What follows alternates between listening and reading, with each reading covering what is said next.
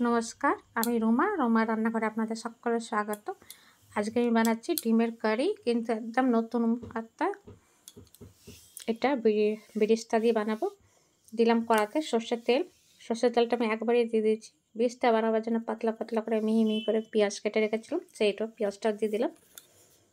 বিরিস্তাটা এমনি তো একটু বেশি তেলে ভাজতে, সেজন্য প্রথমে আমি এই বিরিস্তাটা ভেজে নিচ্ছি। পেঁয়াজটা ভেজে নিচ্ছি। পেঁয়াজটা লাল লাল করে ভাজা হয়ে গেছে, দেখুন। এবারে এটাকে হটিয়ে ডিম আর আলুগুলোকে ভেজে নেবো নুন হলুদ মাখিয়ে।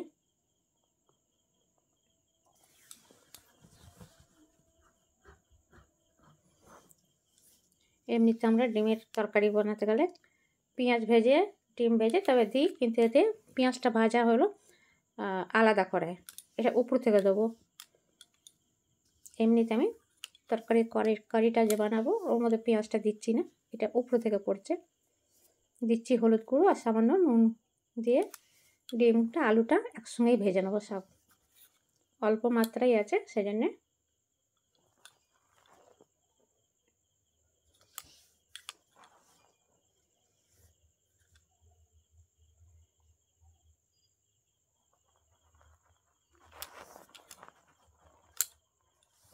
যতক্ষণ আমার আলুটা ডিমটা এক পিঠ ভাজা হচ্ছে ততক্ষণ কিছু মশলা বানিয়ে নিয়েছি অল্প করে ডালচিনি, একটা লবঙ্গ, একটা এলাচ, আর নিচ্ছি একটা টমেটোটা একটু কেটে দেবো। এদিকে নিচ্ছি 4টে আলমন্ড আর 4টে কাজু। এই সবগুলোকে আমি পিষে দেবো একসঙ্গে।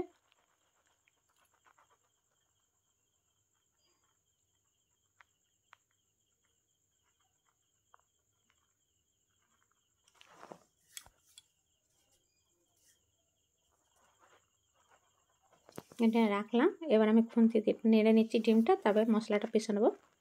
দেখুন আমার ডিম আর আলু এক সাইডটা ভাজা হয়ে গেছে, আর এক সাইডটা ভাজা হলেই হয়ে যাবে।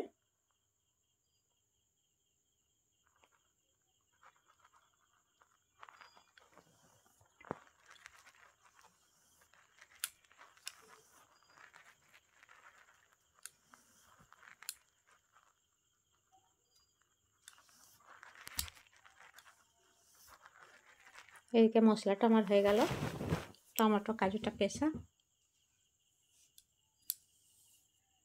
এমনি করে একদিন বানিয়ে খেয়ে দেখতে পারেন, খুব ভালো হয় খেতে।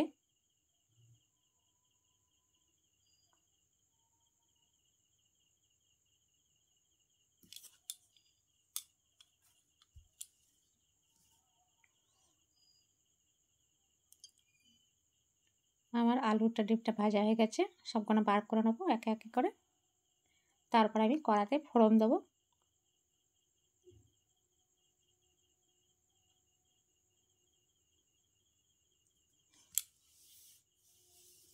দিচ্ছি 2টো শুকনো লঙ্কা আর একটা তেজপাতা, আর এক চুটকি জিরে দিয়ে আবার ওই তরকারিগুলোকে এর মধ্যে দিয়ে দেবো। একটু জিরেটা ভাজা হয়ে যাক, লঙ্কাটা। তারপরে দেখুন লঙ্কাটা জিরেটা ভাজা হয়ে গেছে। এবার আমি ওই তরকারিগুলোকে আবার ঢেলে দিচ্ছি এতে।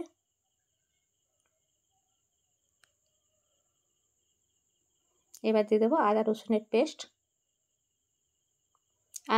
পেস্টটা আমি ডিবেটা করে ফ্রিজে রেখে দিই, 3-4 দিন চলে, খারাপ হয় না। অল্পই আদা রসুনের পেস্ট আছে, একটু ডিব্বে তো জল দিয়ে দিচ্ছি।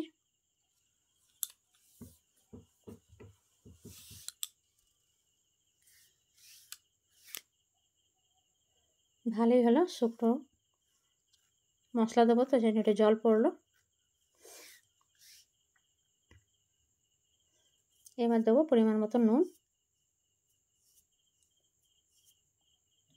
আর দেবো মশলাগুলো। প্রথমে দিচ্ছি হলুদ গুঁড়ো, দেবো ঝাল লঙ্কার গুঁড়ো, কালার লঙ্কা গুঁড়ো, আর দেবো ধনে গুঁড়ো, আর এক্সট্রাতে দিচ্ছি একটু চিকেন মশলা।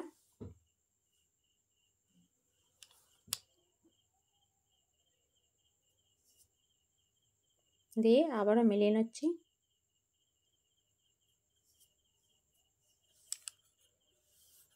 মশলাটা ভাজা হয়ে গেলে পরে তারপরে ওই পেস্টটা দিয়ে দেবো। দিলাম একটুখানি চিনি, চিনি দিলে টেস্ট হয়, টেস্ট এসে যায় আর কালারটাও আসে। এবার দিচ্ছি এই পেস্টটা, টমেটো আর বাদামের পেস্টটা। মিক্সিটার মধ্যে একটু বেশি করে জল দিয়ে দেবো, জল দিয়ে একেবারেই জল দিয়ে দেবো, আর জল দেবো না। ওই জলটা দিয়েই মশলাটা ভাজা হয়ে যাবে। দেখুন মশলাটা ভালো করে ভাজা হয়ে গেছে, সাইড থেকে তেলও ছেড়েছে হালকা। এবার মিক্সির জারে জল দিয়ে দিলাম, ভালো করে নেড়ে চাপা দিয়ে দেবো।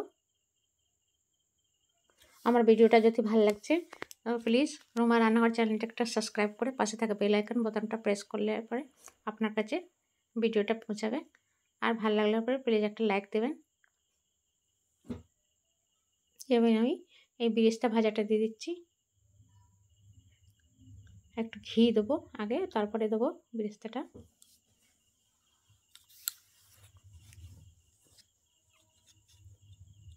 এই সবজিটা একটু মাখো মাখোই হবে।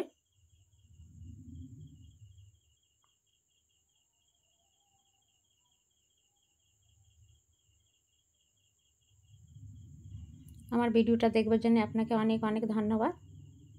আশা করি আপনার ভালো লেগেছে রান্নাটা।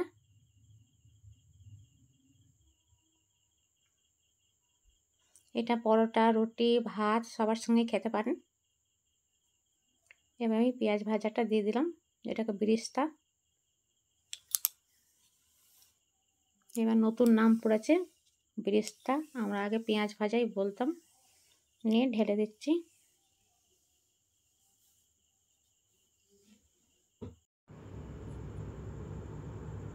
আপনাদের কেমন লাগলো জানাবেন কমেন্টে, আপনারাও বানিয়ে খেয়ে দেখবেন।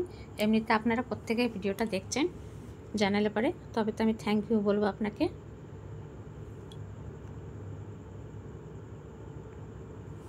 আপনারা ভালো থাকবেন, সুস্থ থাকবেন, আবার দেখা হবে নতুন একটা রেসিপি নিয়ে।